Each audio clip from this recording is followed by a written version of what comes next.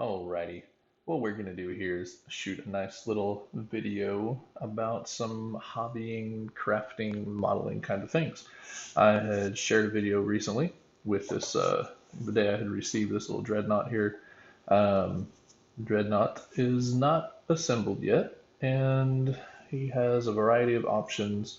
He came with the lovely missile launcher, so I have the missile launcher, and I'm going to use this guy as one of my lucky dreadnoughts, or just the good old-fashioned Grey Knight's dreadnought, which really just means that he's going to have a las cannon. I have this from a spare kit, and then I've got the missile launcher. So I'm going to put these on. I'm going to do some magnetizing, um, and we'll get to see all of that happen. Hopefully I will magnetize properly. So I also wanted to show, of course, I've magnetized incorrectly before. That's not the end of the world. You just gotta catch it before the glue dries. I also have this little kit my wife got for me a while back.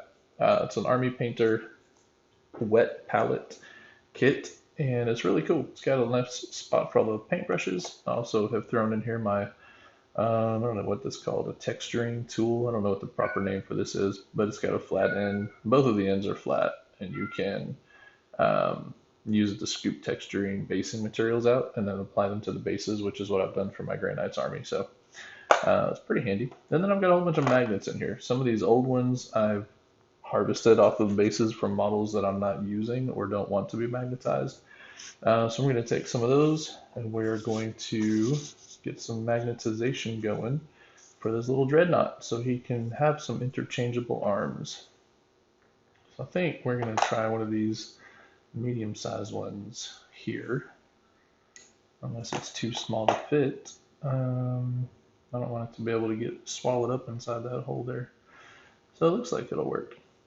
So what I like to do, sometimes it depends on how many magnets I have to use and if they're all really, really tiny or if they're all relatively the same size. So this one I'm only going to really need to magnetize on two sides. So I probably won't need to do as much marking on this, but I like to put a mark on it. I'm digging through my box of useful tools, get the super glue out, get the scalpel out, and the clippers.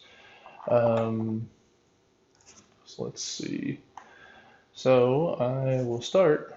Las cannon goes on the left side, so I'm going to snip off his little, I don't know what you want to call that. It's just there for the purposes of modeling. So snip off his little nub. Sounds bad to say it that way. So we snip that off. I'm going to get my X-Acto, trim that down a little bit. And you can take a drill and you can use one of the handheld drills and hollow this out. I am going to just hold it up and see if having a magnet is going to look funny. So if you look here, it does look like there's going to be enough of a gap. If I'm looking dead on, I'll be able to see the magnet sitting there. And I don't, nah, that's not very cool. So we're going to get out a little hand drill kit that I have. This is a, oh, there's one of the little banner decorations for the Paladins. Guess I need to figure out which guy that fell off of and reattach it. Whoops, that'll be a project for another video. So you get these little kits. This one, Primal Horizon magnets. I don't even remember if, yeah, I think the drill bits came inside this, but I think I just got this as a magnet kit. And I think I might have gotten the drill separately and just put them all together in this kit. Not 100% sure. It was a little while ago. So you'll see you've got various sizes. This is a hobbying drill. You've got some almost minuscule drill bits in here, microscopic.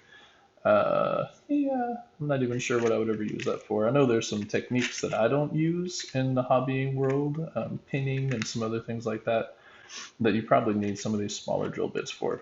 But that's not something that I have delved into yet myself. So I'm going to use the largest drill bit that I have, and it's obviously not going to be big enough for the hole. I have to drill around a little bit, make that hole bigger, but that's okay. So we'll get this in, and we'll start drilling out the side of that there dreadnought.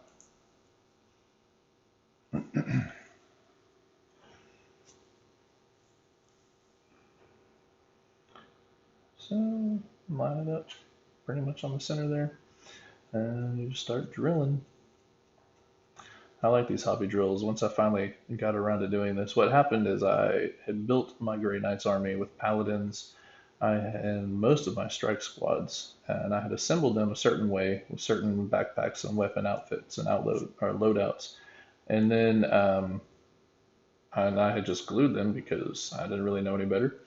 And then my nephew, who is responsible for getting me into this hobby, talked about magnetizing things, and I thought, oh, that's nice. That seems like a little extra work. I don't really need to do that myself. Everything's fine because Grey Knights only have so many kits and pieces, right? You can't do a ton of builds with them. So about a year later, year and a half later, I played enough to discover that my Grey Knights did indeed need to be magnetized so that I could swap out different types of weapons, and I had done myself a grave disservice by not starting out with magnetized weapon loadouts. So if you're just starting in the hobby, please make sure that at least for larger models like a Dreadnought, I should say, um, tanks and vehicles like that, if you have the ability, and it's not complicated as I'm trying to show you here, take the time, find yourself a little drill. Don't try to use a handheld like a power drill because it'll just grab the drill bit will just grab into that plastic and just eat right through it. That will not be helpful for you. But if you can find yourself a hobby drill, they're not expensive. I think I picked mine up for pretty sure it was less than $10. Might have been right at the $10 mark. And I just got it with a single drill bit. I did pick up extra drill bits later, um, but I would definitely recommend it. Magnets are pretty cheap. You can get hobby magnets and crafting magnets fairly cheap at a lot of different places. eBay is actually a great place to find them. You can buy lots of kits there. There's a website, I believe it's called the Magnet Baron, and I really, really recommend that. If you're building a big model like a knight, definitely check out the Magnet Baron. Um, you can buy the magnet kits for the knight. And what that means is it comes with the large magnets, comes with small magnets, any magnet size that you could imagine using to put a knight together where its bits and pieces are magnetized so you can have the mobility. Also helps with a big knight for the storage purposes. So definitely check them out if you're looking at some larger project like that. But if you're just going to be doing some arms here and there, certain weapons here and there, then I would just go to your local craft store. Hobby Lobby has them. Michael's probably has them. If you have a local gaming store, I'm blessed where I live to have a gaming store nearby. Um, yeah, that wasn't very safe, was it? Please don't come at me. YouTube telling me how I nearly cut myself with my X-Acto. Uh, if you have a local gaming store that you can go to, those are a great place to find stuff like that. We have a little shop here in town that recently started selling Games Workshop products, but they had been selling things like D&D models, different games of that ilk for quite a while. And so they already had a lot of the tools, a lot of the hobby items that you would need to assemble Warhammer models. All right, now that I've rambled long enough to get this where it's flush, I need to check and see that it's magnetized the right way, because it probably was not. Um, so we got it dug out enough, and we need to put in some glue. This is the fun part. This is where half the time I do these backwards. Um, it's always embarrassing when you do it backwards because then you gotta dig it right back out. But we'll do it right the first try, won't we? Alright, so you just put a decent amount of glue inside, and then I like to keep it attached to the part whenever possible. And I'll slide the magnet in there, and then I will slide it off. If I can. Not sure if I'll be able to get it to slide off of the magnet the way I want it to. So I think what I'm going to have to do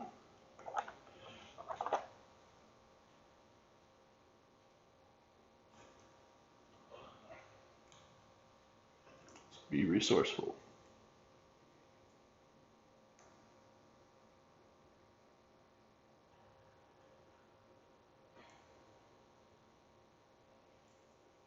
my efforts at resourcefulness are not paying off because I'm trying to record this.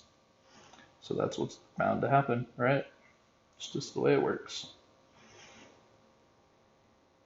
So I might end up gluing my fingers together, or I might end up gluing the models together. And then being magnetized will make no difference, which would be kind of awkward as I'm trying to do a video to show how easy it is. Oh well. There you go. As you can see, I don't know if you noticed, but my finger was slightly glued on. That was nifty. So now I'm just going to give it a shove, get it back in there. Fingernails are great for this job, except for the fact that super glue sticks to your skin real fast, as you will learn very quickly if you get into this hobby, if you haven't already. There's a lot of memes and jokes about YouTubers having glued their fingers together, and lots of memes and jokes about how much getting into a cat fight might hurt. And I apologize if you're hearing the cat whining for food behind me. But then they show you the fingers of a hobbyer after they've done some new model work and trying to cut models off sprues and all these cuts and scrapes. It's pretty funny. All right. So that just needs to sit and dry for a little while. I'll tell you, this is something I had not done before, but I am contemplating actually magnetizing the base of the Dreadnought with the top. Not done it in the past. I don't see why not. Of course, if I'm going to try to do it live or recorded and then post this, that probably won't work out too well. And I would actually like to magnetize this other arm as well, the missile launcher. I do have a variety of other weapons that are left over from other models that I bought that were already magnetized. So the more things that I have magnetized, the better off I'll be. So we're going to go ahead and start on this one and shave this down a little bit like we did on the other side.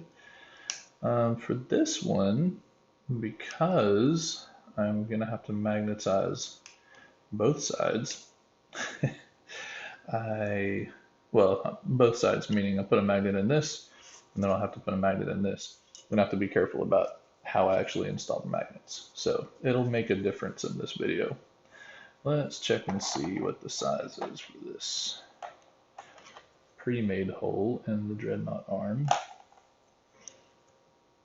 It looks like it's just big enough for my magnet to slip inside and get lost. Not quite enough, so I will just expand this hole a little bit. Actually, I'll just do this with the X-Acto. I'm just going to trim a little bit off the edge. Oop, get a little close to the camera there, my apologies. I'm just going to trim a little bit off the edge and see if that's enough of a seat for the magnet to sit in without falling inside the Dreadnought.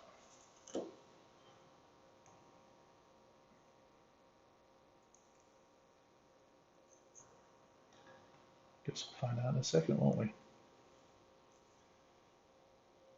So if I sit that magnet there,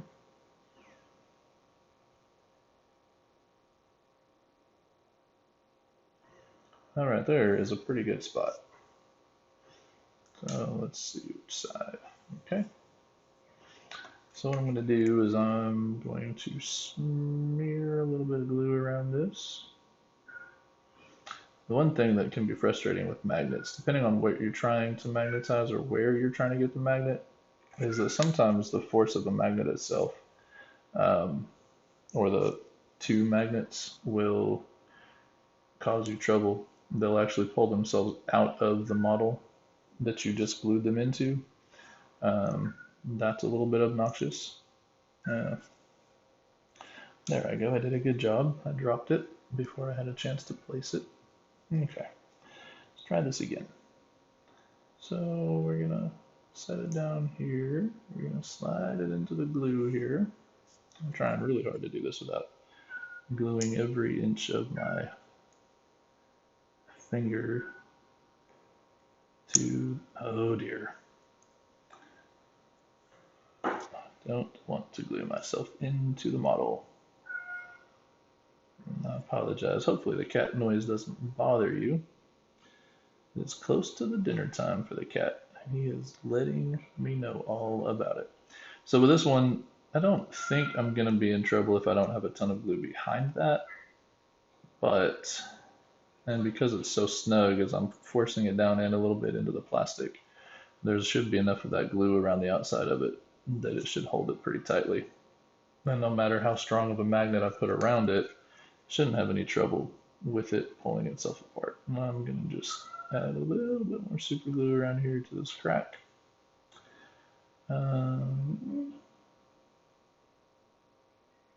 Get that on there, let it settle. All right.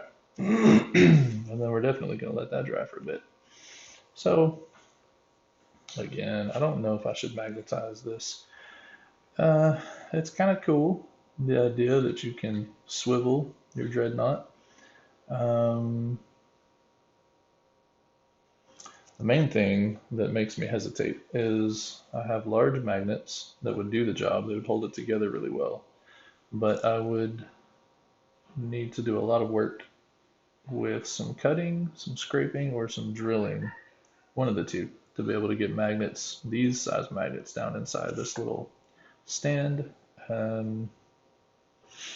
This I think I could do pretty well because it's hollowed out on the inside and nobody's really going to notice.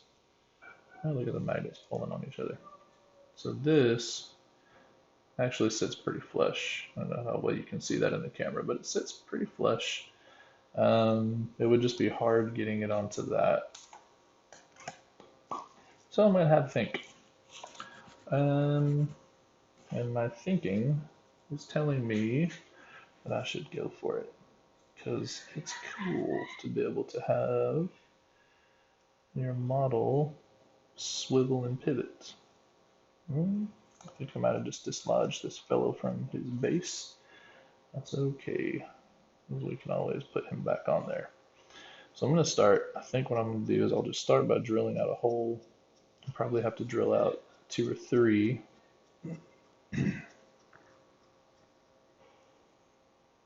I'm going to scoot my camera back a little bit. Bear with me. Hopefully that tripod will stand.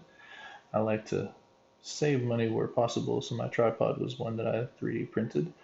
And the screws and bolts that I put into it to hold it up don't always hold up the way they're supposed to.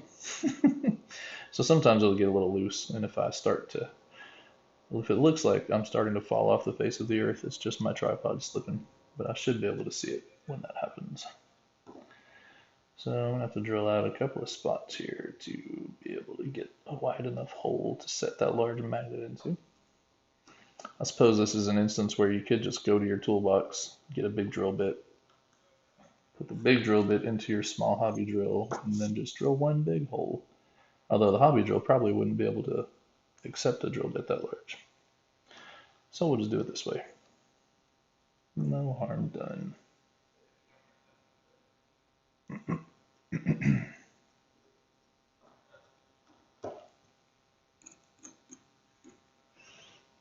All right.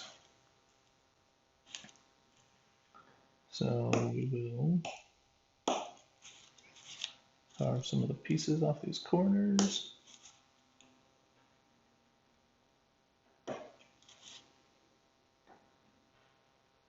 Try to smooth this out a little bit with the X-Acto.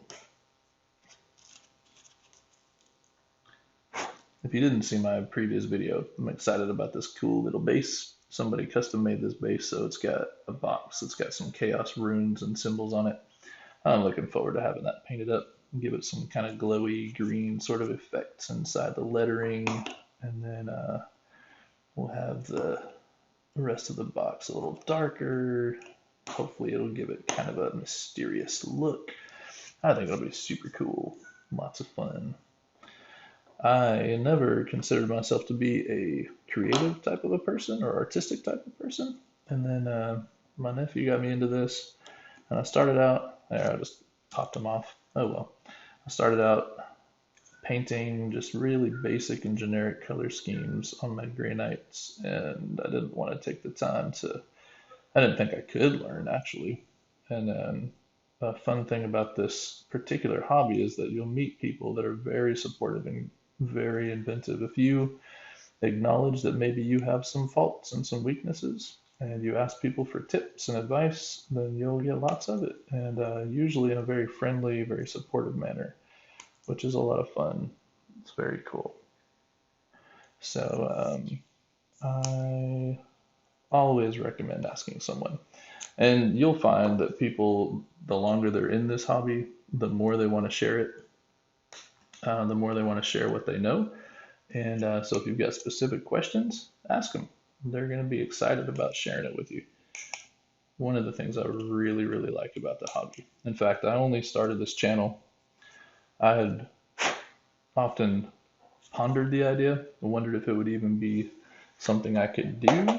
And met a guy, the guy that I'm working with to help make some battle reports for Hostile Galaxy gaming magazine he's putting out. And he was very encouraging. And just the fact that there's fun stuff that you can do, there's lots of cool things you can do. You don't have to have all the tools and all the skills. So what I'm doing here is I think this little bitty magnet should suffice. Excuse me while I chase the magnet. I don't know if you saw that, but it's following the magnets in my plastic tray.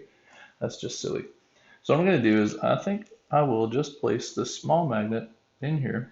I'll glue that down because the weight of the Dreadnought body should hold it pretty still.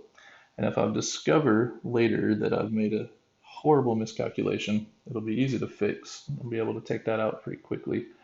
So for now, we're going to do this. We're going to clean out a little bit more on the inside, try to get a little bit more flush. And that should just about be there.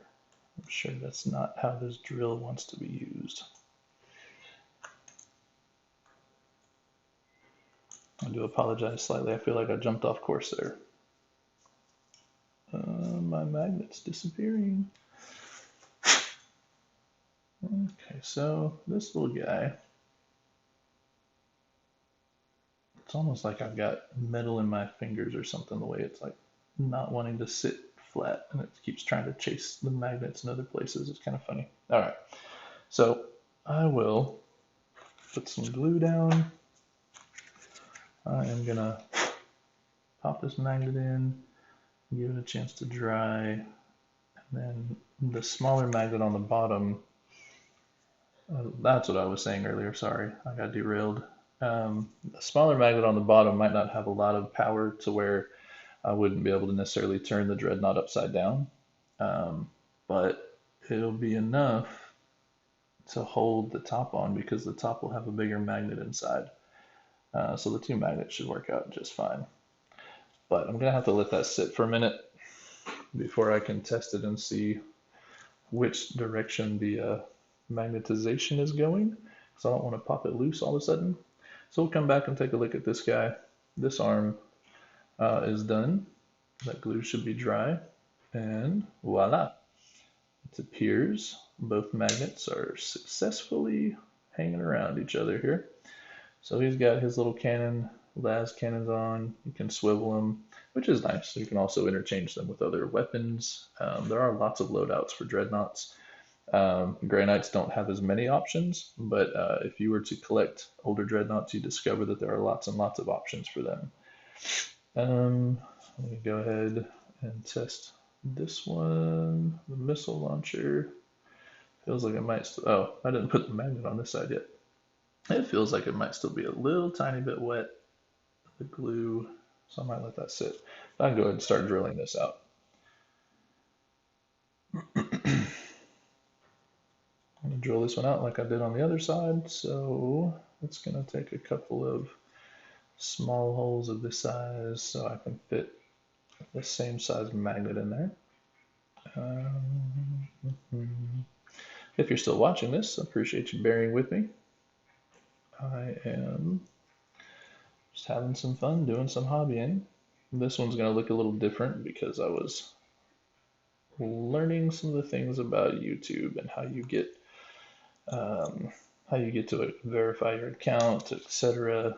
before you can start uploading some bigger videos. I spent the weekend working on some battle reports. So if you've seen this or you're seeing this video but you haven't watched any battle reports, just letting you know that those will be coming soon. So I'm working on posting a couple of slightly longer videos to make YouTube happy so that I can upload actual battle reports. Those are lots of fun. I do a shorthand type of a recorded battle report, so I'll do the movements and different things, and then off camera, and then I'll come back and I will talk about what's happened, what the movements are, what the plans were, and then we'll roll maybe some highlight things that we'll roll dice on camera live for. But most of it, just I'll pause it and do the moving, dice rolling, measuring, all those things, then come back and talk about it. So that's kind of my format. I am trying to show how you can do hobby and have fun with this without having to break the bank. And that includes in the battle report making. So instead of having to go buy lots and lots of cameras, it's just the idea behind this channel is to make a fun, anybody could get into this if they wanted to, sort of a hobby channel. So yeah, I don't know. Ooh, my arm stuck to my tablecloth. That's what caused that earthquake just now. Hopefully y'all like this. If it's not up your alley, don't worry about it. You don't have to tell me, but you don't have to subscribe or like it either. Let's see. So this guy is sitting, doesn't look like he's sitting flush yet. So I'm going to use the X-Acto. Clean this out a little more.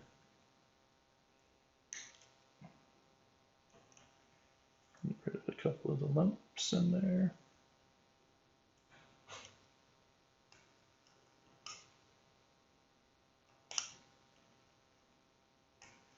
This X-Acto, I will add, I've been using for going on 3 years since I started this hobby, and it's still danger sharp. You don't need super, super sharp X-Acto knives to be able to just clean sprues and take plastic pieces off. They can be helpful. The more sharp you have a blade, sharper you have a blade, the better you can, or the less force, I guess, is what I'm trying to say, that you would need to do to apply to a model to clean it up. But this old boy is still doing the job. Been with me for a long time. All right, so what I'm trying to do is just see if I can get that magnet down in there where it's more or less going to be flush. And it looks like I can. So let's introduce him to his friend on the missile launcher. Introduce some super glue to this partay.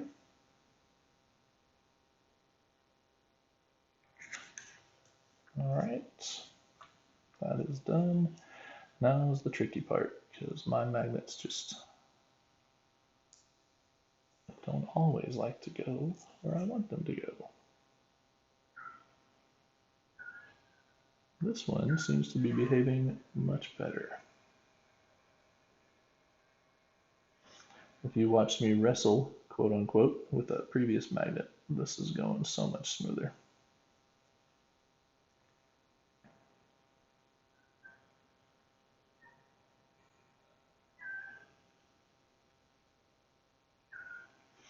Yeah, so I can see there, if I look at it dead on, I've got this magnet pretty much straight in, but I'm noticing it's taking a little effort, a little bit of extra work to push it down.